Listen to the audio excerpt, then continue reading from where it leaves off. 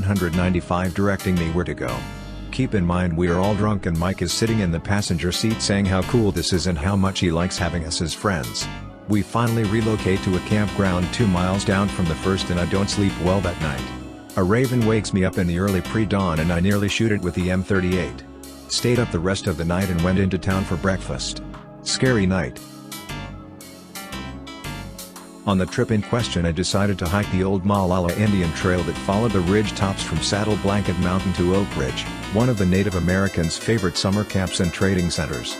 It was a beautiful August day. 2 days into the hike, I expected to be gone about 2 weeks, when literally out of the blue the most terrifying thing that ever happened to me in my life occurred. It would change my perspective of reality forever. I was walking along the trail enjoying the strong breeze and bright sunshine when, in the middle of a step, everything around me started to turn gray and blurry. The only way I can describe it was as if suddenly I was looking through someone else's prescription sunglasses. I finished the step and started another. Every inch I moved forward the darkness increased and the gray blurring turned into a jumble of shapes that made no sense. I then seemed to pass a barrier and everything started to return back into focus. When my foot reached the ground on the second step everything around me had changed. Day had turned into night and there was no wind. All the Douglas fir and pine trees had been replaced with thick jungle-like growth. The cool thin mountain air was replaced with human thick hair. There were no stars in the sky, but there was a diffuse light that let me see everything clearly, however I couldn't tell what the light source was. As often happens when the human body receives a massive dose of adrenaline, the entire incident appeared like it was in slow motion, and even though I was only there for a second or two I had time to observe my surroundings. The silence was broken by continuous high-pitched keening sound, and I was nearly overwhelmed with a sense of fear and danger. My momentum caused me to take one more step before stopping in my tracks.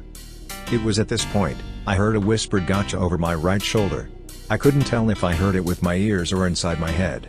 The word wasn't directed at me but something said the word quietly to itself.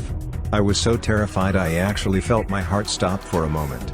That whispered word is what saved me. I opened my mouth and gasped in a huge gush of thick air and recoiled backward in the same footsteps I had entered wherever I was. As I threw myself backward, I looked over my right shoulder. A dark-colored hairy right hand and arm was reaching for my throat over my shoulder. The hand had pale ivory spade-shaped fingernails. The nails looked clean and almost had a manicured look to them. The thumb was placed lower, towards the wrist, on the hand than a human's is. Both hand and arm were thin and powerful looking and both were covered with thick coarse black hair. I got a good look at it because the thumbnail grazed my neck. It did not break the skin, as I moved backwards. As I continued backwards, the hand clutched where my neck had been a split second before and it seemed to fade off into the distance as I returned through the portal. I took 2 more steps backwards and everything reversed itself from what had just happened. The world around me became lighter, the fir and pines gradually came back into view and by the 3rd step I was back on Saddle Blanket Mountain. I continued to move backwards in terror. And as I did, I observed that where I had just come from was a shimmering oval patch of air about the size of a large door. The woods behind it looked like it was underwater.